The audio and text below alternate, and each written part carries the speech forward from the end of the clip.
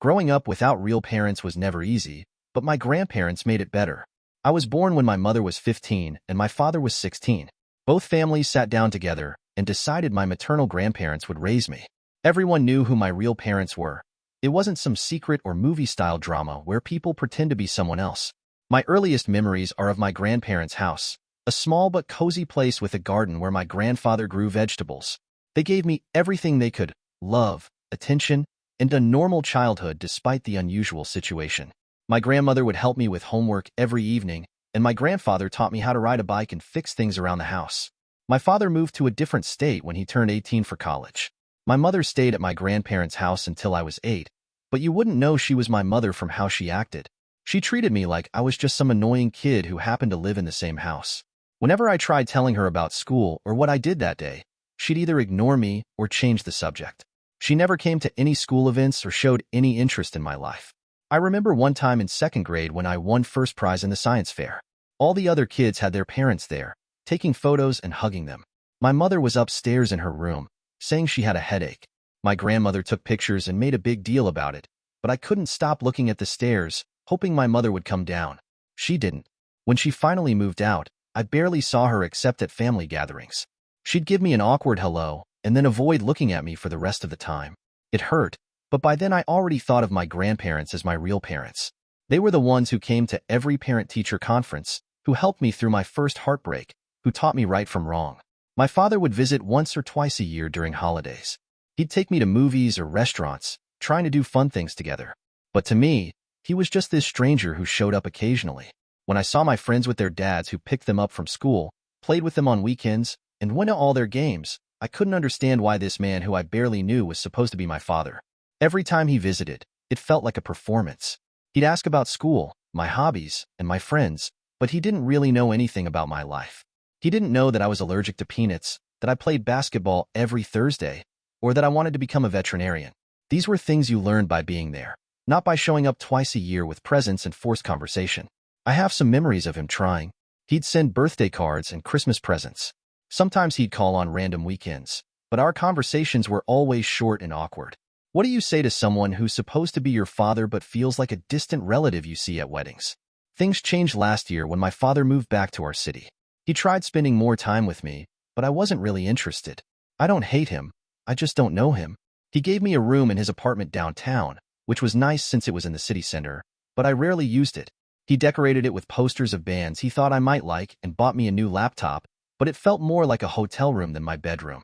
Then I found out my parents had started dating again behind everyone's back. A few months later, they announced they were together. Looking back, I should have noticed the signs. My father started showing up at more family events, and my mother seemed less uncomfortable around me. They asked me to move in with my father's apartment, saying we could finally be a family. I was about to argue when my grandmother pointed out that changing schools would be inconvenient and I'd lose all my friends. That settled it for the moment, but my parents wouldn't let it go. They kept pushing me to spend more time with them. It was especially hard because while I had no real issues with my father, being around my mother was difficult. She treated me badly my whole life, and I felt like she was only pretending to care now because my father wanted me around. During dinners at his apartment, she tried to ask about my day or my friends, but it felt fake. Where was this interest when I was growing up in the same house as her? Last week, they came to my grandparents' house with big news. They were buying a house nearby so I could move in with them.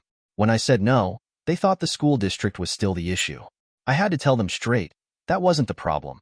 I just didn't see them as my parents and didn't want to live with them. That's when they dropped the real news. My mother was pregnant, and they wanted us to be a bigger family. I lost it. I told them they were terrible parents who abandoned me for 16 years, and now they were bringing another child into the world to probably do the same thing to them. I told them they never even apologized for treating me like garbage, making me feel like a mistake, and dumping me on other people. Only now that they felt like playing family did they want me back. My mother started screaming that I was being difficult, and that she wouldn't make the same mistakes with her second baby. I reminded her she never raised me in the first place. My father tried saying they were young and did their best, but I told them their best wasn't good enough. I listed every missed birthday, every ignored school event, every time she made me feel unwanted in my own home. I ran to my room crying. They've been calling and texting since then, but I've ignored them. My grandparents support my decision to stay and agree my parents shouldn't expect instant forgiveness. But they also say my parents are starting a new chapter now that they're more mature and stable. My grandfather reminded me that people can change, but he also said I don't owe them anything, not even forgiveness. I've had time to think about how I'm the same age my mother was when she had me. I've looked at my classmates and tried to imagine any of us having a baby right now. I understand what a huge responsibility that must have been. But understanding doesn't erase 16 years of feeling unwanted. It doesn't make up for all the times I cried myself to sleep wondering why my own mother couldn't love me. The worst part is thinking about the new baby. Will they get the mother I never had? Will they grow up with two parents who love them, while I watch from the sidelines? Or will history repeat itself? These questions keep me up at night, and I don't know how to deal with their news or my reaction to it. My grandparents say I should take my time to process everything, but how do you process something like this? After that big fight, I showed my grandparents all the responses I got online about how amazing they are. They were surprised. They never thought they did anything special. My grandmother even cried when she read how people called them heroes for stepping up when my parents couldn't. I took that chance to tell them how much I love them and appreciate everything they've done for me. They hugged me and said they were proud of me.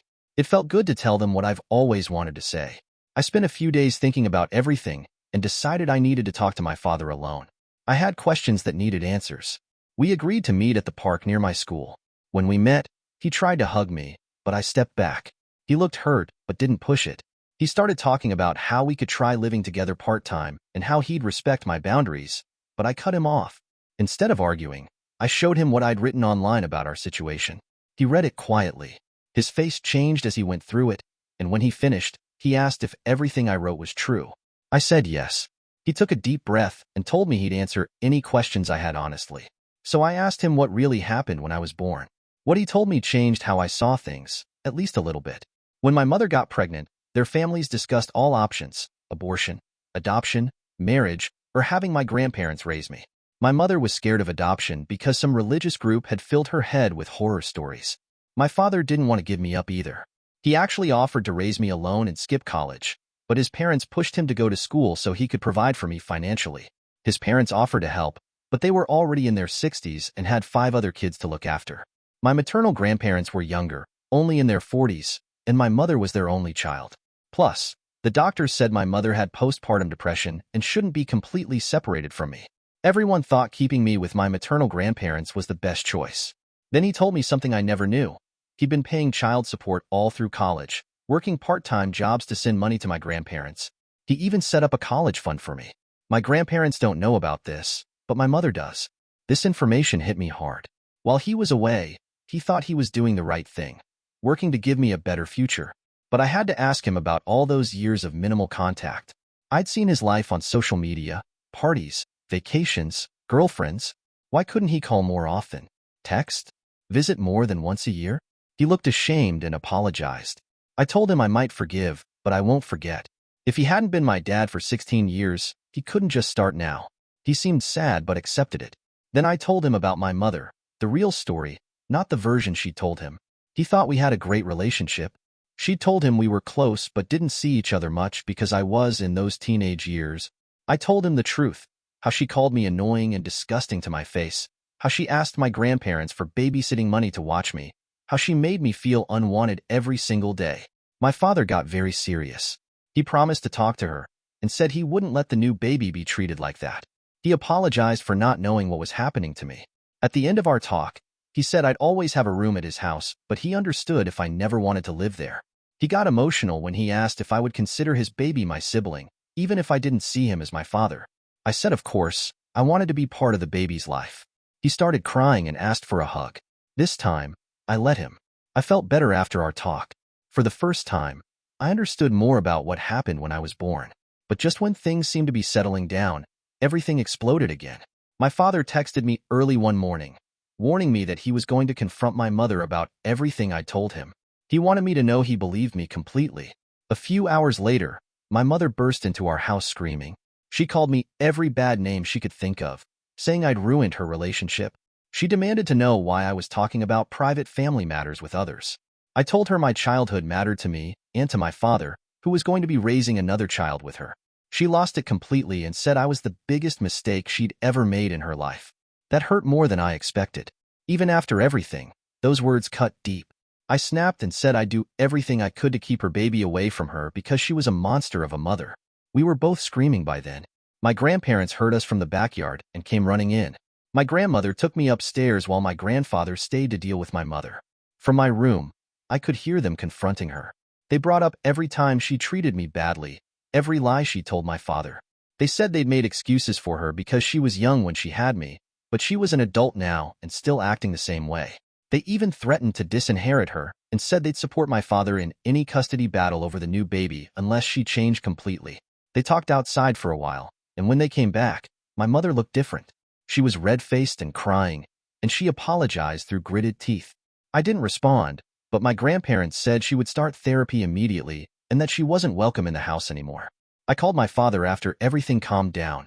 He was furious about what happened but said he'd try to work on their relationship for the baby's sake. The condition was that my mother had to work on improving her relationship with me too, so I wouldn't feel uncomfortable visiting them. He made her promise not to contact me until they talked more, but she broke that promise right away.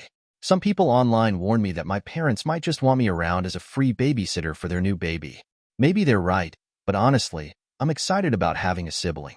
Growing up, it was just me and my grandparents. Sure, I had cousins on my father's side, but I always felt like an outsider at family gatherings. Like everyone saw me as that kid from high school. I want to be there for my sibling, to be the kind of family member I wish I'd had. I want them to always know they can count on me. My father seems to understand this. He's not pushing me to move in or pretending we can just become a normal family overnight. Instead, he's letting me set the pace. My mother, well, that's going to take a lot more work, if it ever happens at all. But at least now everything is out in the open. No more pretending, no more lies. My grandparents keep telling me I'm handling everything maturely, but sometimes I still feel like that little kid watching my mother ignore me at the dinner table. The difference is now I know it wasn't my fault. I have people in my corner, standing up for me.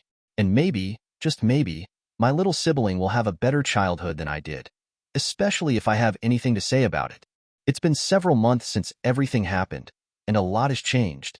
My grandparents and I spent Christmas together, just like always. It was perfect. We decorated the tree, made cookies, and watched old movies. Some things don't need to change. My relationship with my father has gotten better. He's paying for my therapy now, and we've even done a few sessions together. He feels bad about missing my childhood years, but instead of trying to make up for lost time, he's giving me space to build whatever kind of relationship I want with him. That takes all the pressure off. I don't have to pretend he's suddenly my dad. We can just be two people getting to know each other. We found out the baby's going to be a girl. That news somehow made everything feel more real. I helped my father paint the nursery and put together the furniture. It was nice, just working together without having to force conversation. We talked about normal things, what color would look best, how to read the instruction manual, whether we were holding the pieces right. Sometimes it's easier to connect when you're focused on doing something instead of trying to fix the past. Things with my mother, well, that's complicated. She and my father still live together, but they're not really together anymore. My father's angry about everything she did to me when I was little and everything that came out during our fight. He's worried about how she'll treat my sister. They're both in therapy, together and separately. I see my mother sometimes when I go to my father's house, but we barely talk. She just gives me cold looks, like I'm the one who ruined everything by telling the truth. It's clear she thinks I destroyed her chance to play happy family with her second baby. I try not to let it bother me, but I worry about my sister. What if my mother treats her the same way she treated me? What if she turns my sister against me before we even have a chance to be close? The good thing is that everyone else is stepping up for my sister. My father's family has been amazing. I used to feel awkward around them, like I didn't belong at family gatherings. But now that things with my father are better, I feel more comfortable with his side of the family. My cousins invite me to hang out, and my aunts and uncles treat me like I've always been part of their lives. It's nice to finally feel like I belong. My father's youngest sister told me she always wanted to be closer to me when I was little, but my mother made it difficult. She said they all knew something wasn't right, but they didn't know how to help. Now she wants to make up for lost time. She takes me shopping sometimes and tells me stories about my father when he was young. It helps me understand him better. My grandparents have been my rock through everything. They never tried to force me to forgive my mother or pretend everything was okay. They stood up for me when I needed them and gave me space when I needed that instead. My grandmother says she's proud of how I'm handling everything, but really, I learned it all from them. They showed me what real parents should be like. Last week, my father asked if I wanted to help set up the hospital bag for when the baby comes. It meant a lot that he included me in something so important. While we were picking out baby clothes and blankets, he told me he's scared of making the same mistakes again. I told him that just worrying about making mistakes already makes him a better parent than he was before. My mother's due date is getting closer, and I have mixed feelings. I'm excited to meet my sister, but I'm nervous about everything else. Will my mother let me be part of my sister's life? Will my father stand up to her if she tries to keep us apart? Will my sister grow up wondering why her big sibling doesn't live with them? My therapist says it's normal to worry, but I need to focus on what I can control. I can't control how my mother acts or whether my parents work things out, but I can be there for my sister. I can make sure she always knows she has someone in her corner. I can be the kind of sibling I wish I'd had. Sometimes I look at old pictures from when I was little.